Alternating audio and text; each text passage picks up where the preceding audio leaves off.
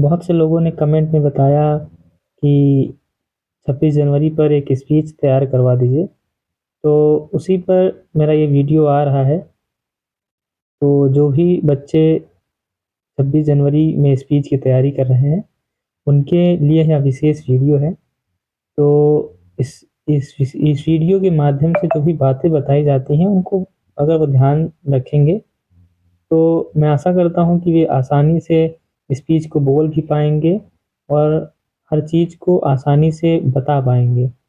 तो सबसे पहले जब भी आप स्पीच की तैयारी करें, तो सबसे पहले आप इस बात का विशेष ध्यान दें कि जब आप शुरू करते हैं, तो आप यहाँ से शुरू करिए। आदरणीय अतिथिगण, शिक्षक और मेरे प्रिय साथियों, आप सभी को 26 जनवरी के शुभ अवसर पर हार्दिक शुभकामनाएँ। आप स्टार्टिंग ऐसे कर सकते हैं। आज की यह सुबह हम सभी के जीवन में एक नई उमंग को लेकर आए और सभी के चेहरे को हमेशा-हमेशा मुस्कुराती रहे। ऐसे आप शुरू करेंगे तो एक प्रभाव छोड़ छोड़े जो छूटेगा लोगों के ऊपर। आप ये भी कह सकते हैं, एक प्रेरणादायक श्लोक या कविता से अपनी शुरुआत कर सकते हैं कि सारे जहाँ से अच्छा हिंदोस्तां हमारा।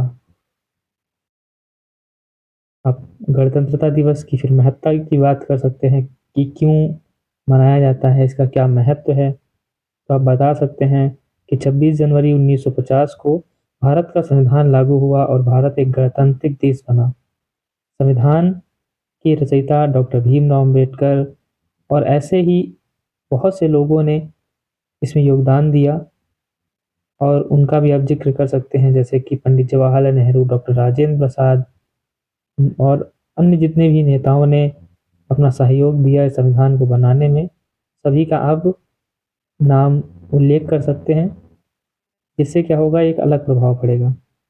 इतिहास की बात कर सकते हैं और जिन लोगों ने अपने त्याग और बलिदान से देश को गणतांत्रिक बनाने में महत्वपूर्ण भूमिका निभाई, उनका नाम ले सकते हैं। भारत की स्वतंत्रता के लिए दिए गए जो बलिदान और आज़ादी के सेनानियों के त्याग की बात कर सकते हैं। जैसे गांधी जी हैं, भगत सिंह हैं, सुभाष चंद्र बोस हैं, जैसे महान व्यक्तियों का उल्लेख वहाँ कर सकते हैं।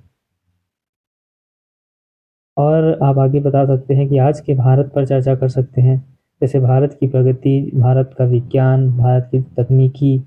आज भारत 4G से 5G पर आ गया है। भारत के खेल में बढ़ते प्रदर्शन को बता सकते हैं। भारत की अर्थव्यवस्था निरंतर बढ़ रही है, भारत की जीडीपी बढ़ रही है, उसको बता सकते हैं। देश की इकोनॉमी क्या हो रही है, लगातार ग्रो कर रही है।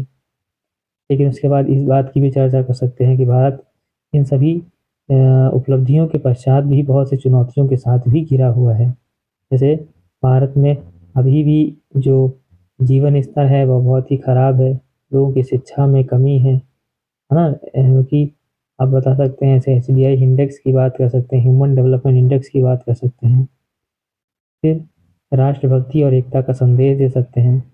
राष्ट्रीय एकता, भाईचारे और संविधान की रक्षा करने की बात कर सकते हैं। नई पीढ़ी को संविधान की महत्ता और को समझाने और देश के विकास में योगदान देने के लिए प्रेरित कर सकते हैं। जैसे एक यूपीएससी में एक क्वेश्चन आया था कि दैनिक असैनिक जीवन में देशभक्ति का क्या महत्व है? तो मतलब दिन प्रतिदिन के जीवन में हम कैसे एक सैनिक की तरह रह सकते हैं? तो दिन प्रतिदिन के जीवन में हम अगर अपने पर्यावरण को सुरक्षित रखें, अपने पर्यावरण को बचाने के लिए निरंतर प्रयास करें और अपने समाज में सौहार्द, शांति और प्रेम, समरसता का भाव बनाए रखें, भाईचारे का भाव बना के रखें, तो वो भी एक देशभक्ति ही है, ठीक है?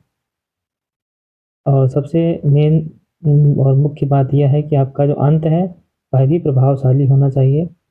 स्पीच को ऐसे एक प्रेरणादायक संदेश या कविता से ही समाप्त करें, जैसे कि मैं एक बता रहा हूँ, ना पूछो ज़माने से क्या हमारी कहानी है, हमारी पहचान तो सिर्फ़ ये है कि हम हिंदुस्तानी हैं। जय हिंद का नारा लगाकर स्पीच समाप्त कर सकते हैं।